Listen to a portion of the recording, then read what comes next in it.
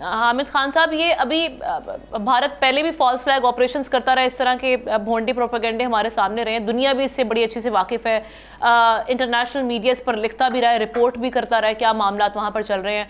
उनकी अपने जो इस वक्त सिचुएशन हम देख रहे हैं कि जो इस वक्त अंदरूनी मामला हैं वहाँ पर एहतजाज हो रहा है, अक़लियतें एहतजाज कर रही हैं। उसके बाद हम देख रहे हैं कि जिस तरह से फॉल्स फ्लैग ऑपरेशन के हवाले से या रॉ का क्या किरदार है, इस पर भी वो बात कर रहे हैं। जो सिख फॉर जस्टिस, उनका भी बयान बड़ा अहम है। लेकिन अगेन दुनिया इस वक्त जो है वो हम देख रहे हैं कि जब इजराइल मुजरिमाना तमाम फेल कर रहा है और वहाँ पर जिस तरह से वायलेशंस हो रही हैं इंसानी हुकूक की, तमाम आलमी फोरम्स उनसे आगाह हैं, लेकिन उस मुकदमे का कुछ बन नहीं रहा गज़ा के, और वहाँ पर सिचुएशन बड़ी इस वक्त हम देख रहे हैं कि ख़तरनाक किस्म की है। अब कुछ ऐसे ही अज़ाइम भारत लेकर चल रहा है, लेकिन हम अब जो आज कौमी सलामती कमेटी के इजलास में फैसले हुए हैं कि आलमी फोरम्स पर इस मामले को सिंतास मुआहदा लेकर जाया जाएगा, हमें किस हद तक इंसाफ की उम्मीद रखनी चाहिए वहाँ से?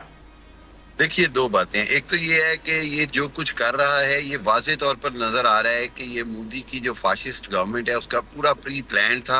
उन्होंने बहुत अरसे से कह रहे थे जी कि हम कंट्रोल लाइन पर हमला करेंगे, कंट्रोल लाइन क्रॉस करना चाहते हैं। उनको ऐसे महसूस हो रहा था कि चूंकि पाकिस्तान शायद दाखिली तौर पर या पोलिटिकल डिस्टेबिलिटी की वजह से उनको शायद कोई अपॉर्चुनिटी नजर आ रही है कि कश्मीर पे वो कुछ मिस एडवेंचर कर सकेंगे।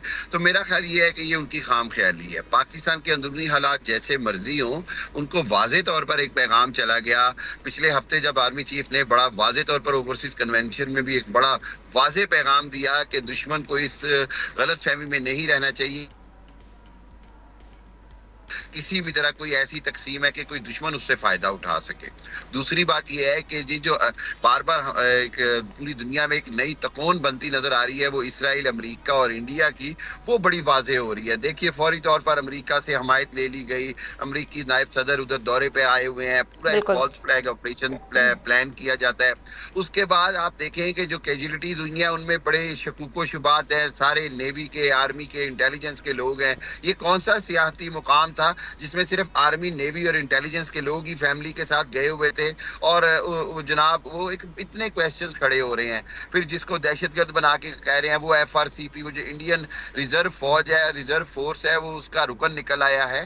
सो बहुत सारे सवालात तो खड़े हो गए। अब तीसरी बात यह है कि पाकिस्तान की तरफ से जवाबी इकदाम में बड़ा जरूरी है कि आलमी मीडिया को एंगेज किया जाए, आलमी इदारों को एंगेज किया जाए, एमनेस्टी इंटरनेशनल और दूसरे इदारों को एंगेज किया जाए और ये एक्सपोज किया जाए कि खुद किस तरह कनाडा की पार्लियामेंट में कैनेडियन प्राइम मिनिस्टर ने कहा कि इंडिया दहशतगर्दी कर रहा है।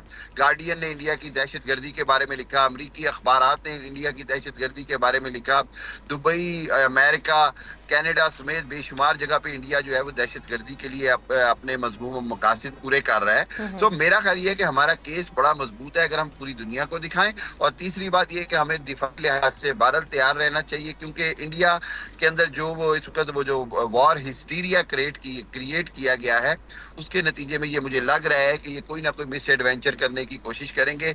वही वो बात है कि कभी हमारे कव्वों को निशाना बना लेंगे, कभी हमारे दरख्त जला देंगे, जिसके जवाब में उनको वही जवाब मिलेगा जो हमने अभिनंदन की शक्ल में दिया। नेवी की बात करते हैं हम उनको वो जो है हम उनको वो गवार याद करवा देते हैं, द्वारका याद करवा देते हैं। अगर वो लैंड की बात करते हैं तो हम उनको खेमकरन और जो दूसरे महाज हैं, चेवंडा के महाज हैं, वो याद करा देते हैं। सब्सक्राइब करें और बेल दबाएं ताकि कोई खबर रह न जाए।